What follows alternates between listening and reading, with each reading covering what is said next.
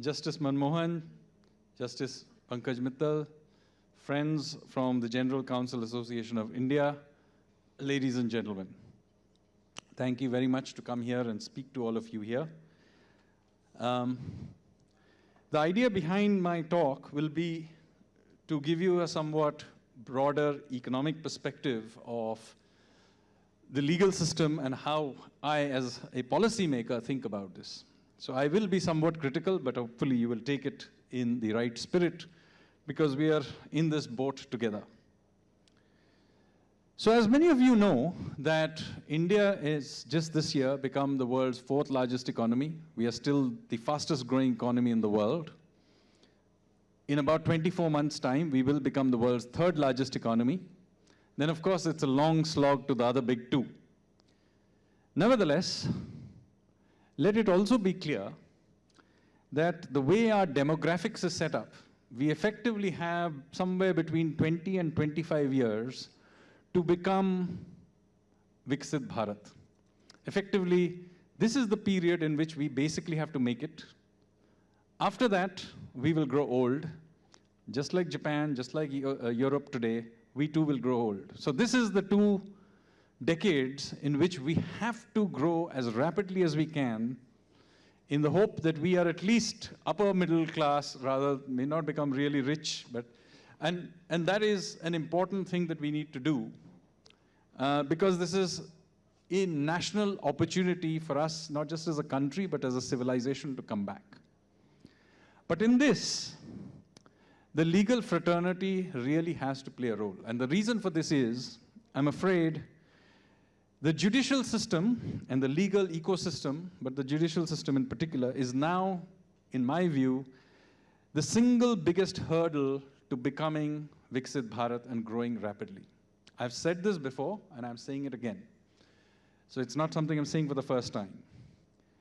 The inability to enforce contracts in time or to deliver justice is now such a major constraint that I'm telling you, if we do not see a major overhaul of the entire legal ecosystem, it will not matter what else we are doing in the rest of the system. And the physical infrastructure will get 5-6 years, it'll become good enough. Maybe we need to upgrade our cities. All of that we'll manage. But the legal system really has to be fixed. And let me show you what happens as a result, just as a policymaker, when we are making rules and regulations. We suffer from what is called the 99-1 problem. What is the 99-1 problem? It's the following. You see, when you're making rules, regulations, policies, 99% of those rules, regulations, policies, the bulk of it, is really reflects the problems of 1% of misuse, that 1% of dispute, and so on and so forth. Now, in any functioning system, that 1% of exceptions should actually get sorted out by the legal system. But because I do not think it will get sorted out there, all the rest of the 99% of laws, rules, regulations, and all kinds of complicated things that I have to do is effectively to take care of that 1%. And of course, it feeds back into itself, into a spiral. And so now we have ended up with the complicated system further creating its own complications and so on. So we really have to do something about this. And here, of course, everybody will talk. I'm sure the others will speak about the legal processes that need to be radically changed.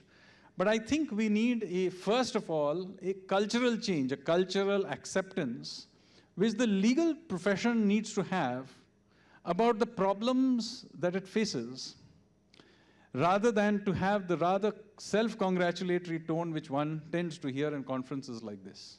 I'm sorry if I'm being a little bit rude, but anybody who has been to any conference in which I've spoken will know that that is my usual approach, and because I mean well. So as I said, please take it in the right spirit. Now, usually what happens is this is blamed on some colonial legacy of processes and so on. But in fact, we keep adding new problems to the system.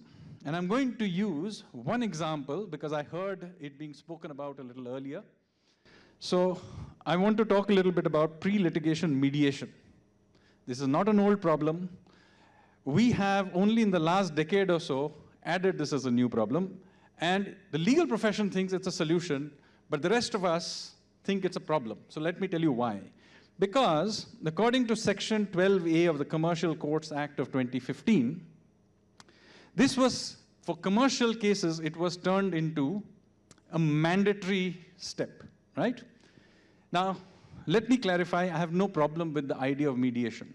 It's a good thing, it should be done.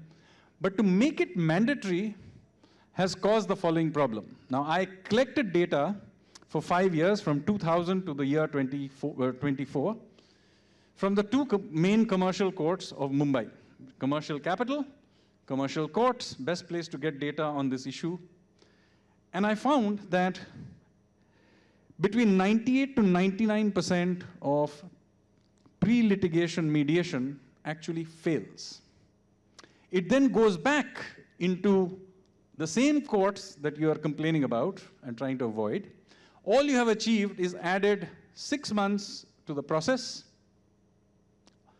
lawyers' fees, mediators, all kinds of other things, not to mention huge efforts to avoid that loop. What is the benefit to the system? As I said, I have no problem with mediation. Why not make this simply voluntary? And yet, huge amount of effort was put in by the legal profession to actually add this to the mediation bill of 2023, and it nearly became mandatory.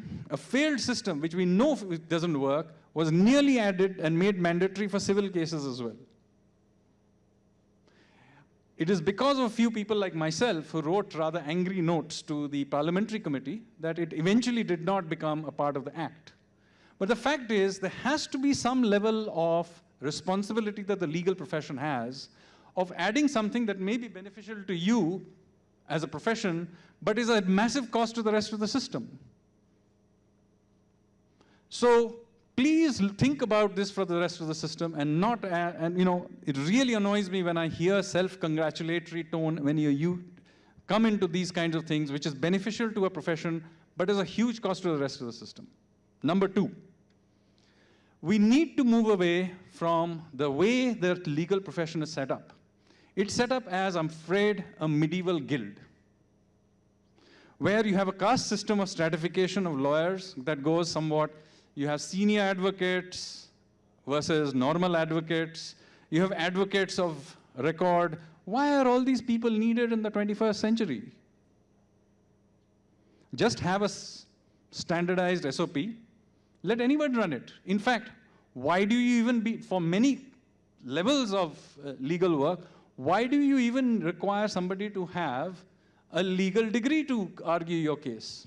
This is the age of AI. If I, as a citizen, can figure out how to argue my case of perplexity, I should be allowed to do it. If I want to put something as record, let me do it. You tell me exactly what the process is, I will follow it. That I'm not arguing that I will not. But why do you need this caste system in there? And that, by the way, is also true of the judiciary.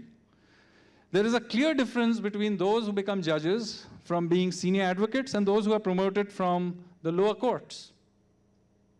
We do need to, if you want to get talent to come into the judiciary, you have to have a system where the best talent makes its way up the system. You can start right at the bottom and make their way up the system to the top. Because if that doesn't happen, then clearly then don't complain that the lower courts do not attract the level of quality that you want.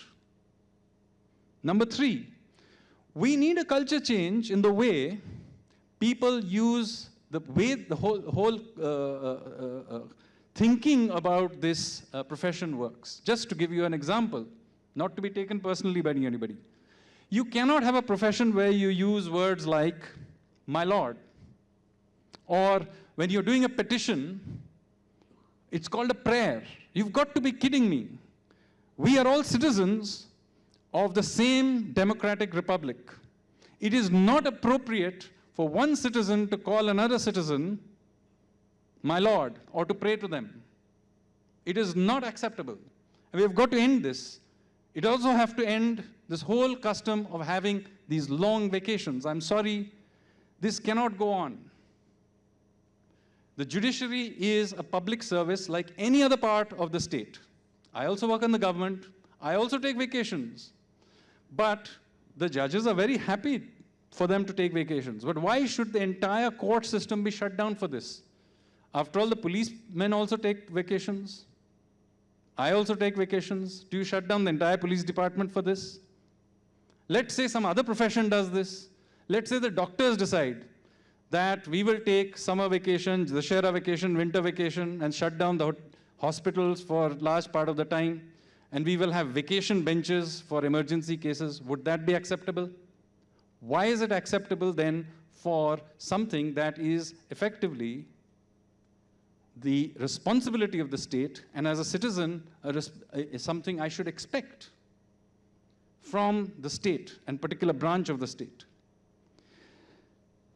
Now, my reason I'm making all of this, this tone of voice in making these points is very simple. Because we as a people, as I pointed out, have about 20, 25 years to make it. We don't have time to waste.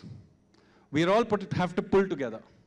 You're as much citizens as I am, and I have great faith in my fellow citizens that they will do the right thing.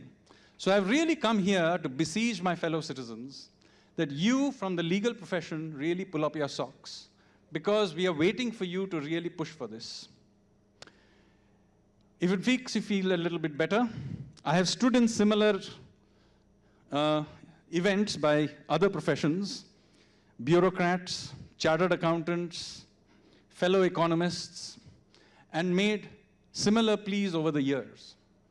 And I have to say, although there was a significant amount of hostility in the beginning, I have begun to now make a dent. Bureaucratic processes are slowly but steadily getting improved. Far from being shunned, I am now actually invited to Labasna at Mussoorie to give talks.